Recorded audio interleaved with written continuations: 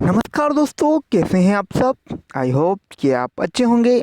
और मैं विक्रम रावत हर रोज़ की तरह आज फिर आपके साथ एक नया वीडियो लेकर आया हूं, जिसमें हम जो चर्चा करेंगे साइंस के इम्पोर्टेंट 30 क्वेश्चन के बारे में। दोस्तों, ये साइंस के 30 इम्पोर्टेंट क्वेश्चन है, एनसीईआरटी क्वेश्चन है, जो कि बहुत इंपॉर्टेंट है।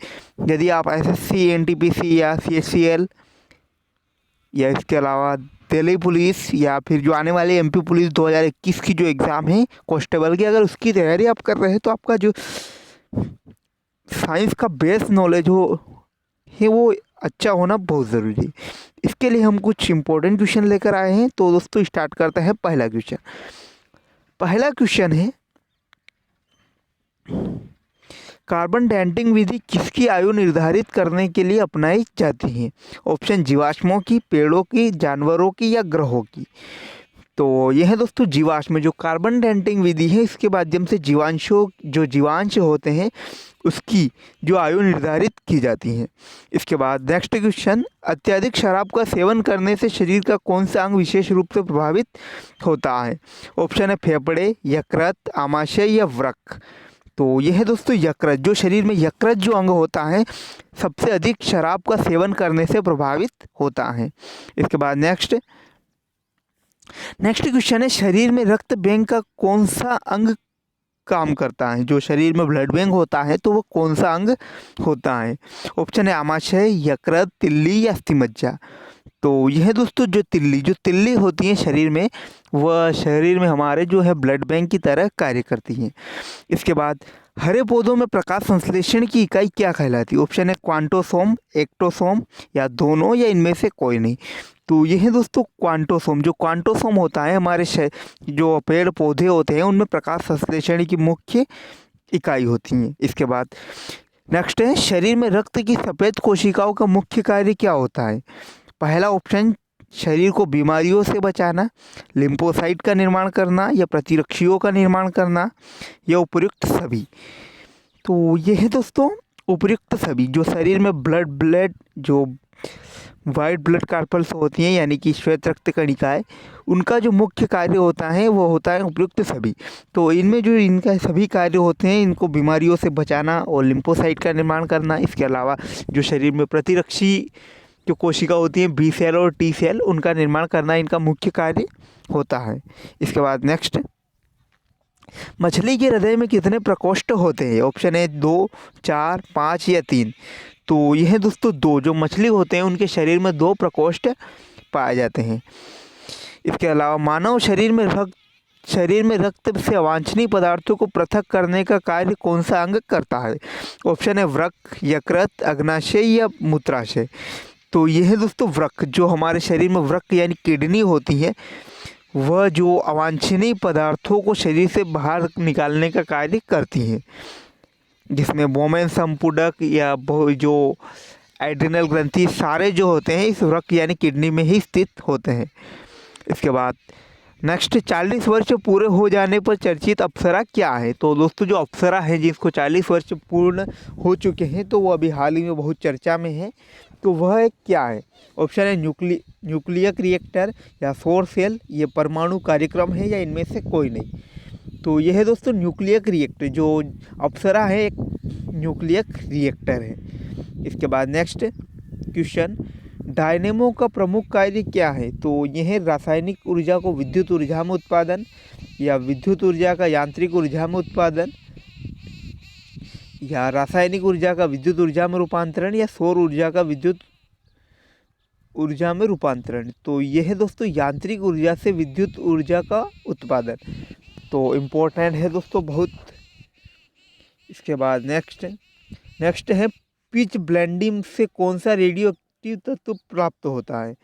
ऑप्शन है थोरियम, प्लेटिनम, रेडियम या बेरियम। तो यह है दोस्तों रेडियम। जो पिच ब्लेंडिंग है उससे जो रेडियो एक्टिव तत्व प्राप्त होता है तो उसका नाम है रेडियम।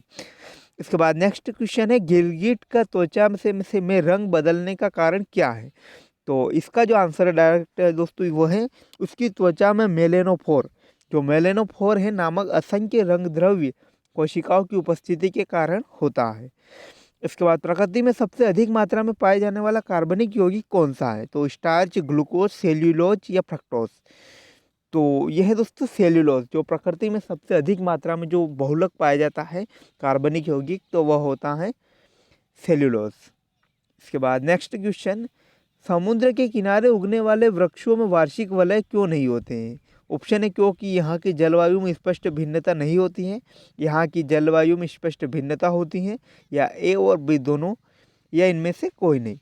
तो यह है दोस्तों ए जो अपना आंसर है, क्योंकि यहाँ की जलवायु में स्पष्ट भिन्नता नहीं होती है। तो जो समुद्र के किनारे जो उगने वाले वृक्ष होते हैं, तो उनमें जो वार्षिक वलय यानी कार्क कैम्बियम नहीं होती है, जिससे कि उनकी जो है जो उनकी उम्र यानी जो कि उनकी जीवन अवधि है उसका पता लगाया जा सके। तो इसका जो मुख्य रीज़न है वो है कि यहाँ की जलवायु में स्पष्ट भिन्नता नहीं होती है। इसके बाद वृद्धावस्था के अध्ययन को क्या कहते हैं? दोस्तों जो जीर्णकाल होता है तो उसके अध्ययन को क्या कहते हैं? ऑप्शन है पोमोलॉजी, जेरेंटोलॉजी या फाइकोलॉजी या पेडोलॉजी। तो ये है दोस्तों जीरेंटोलॉजी, जो वृद्धावस्था है उसके जो काल प्रभावन यानी काल प्रभावन के जो अध्ययन है उसको जीरेंटोलॉजी कहा जाता है। काल प्रभावन या जो वृद्धावस्था होता है एक ही होता है, जो इसके अध्ययन को जो है जीरेंटोलॉजी कहा जाता है। इसके बाद डोलोमाइट CaCO3 किसका अयस्क है? तो ऑप्शन है कैल्शियम, एल्यूमिनियम, कॉपर या जिंक। दोस्तों बहुत इजी क्वेश्चन है, क्योंकि आपको जो क्वेश्चन है वो वहीं से पता चल जाएगा कि जो CaCO3 जो है कैल्शियम का मुख्य रूप से अयस्क होता है। नेक्स्ट क्वेश्चन है खट्टे फलों में कौन सा विटामिन पाया जाता है? तो vitamin C, vitamin A, vitamin K या विटामिन सी। तो विटामिन सी जो होता है दोस्तों, जो खट्टे फल होते हैं उनमें सबसे अधिक मात्रा में पाया जाता है। नेक्स्ट, ध्वनि की तीव्रता मापने वाला यंत्र क्या कहलाता है? ओडोमीटर, बेरोमीटर या ऑडियोमीटर या इनमें से कोई नहीं। तो दोस्तों जो ऑडियोमीटर होता है उसके माध्यम से जो ध्वनि की तीव्रता होती है उसको मापा जाता है। तो इसका आंसर है ऑडियोमीटर।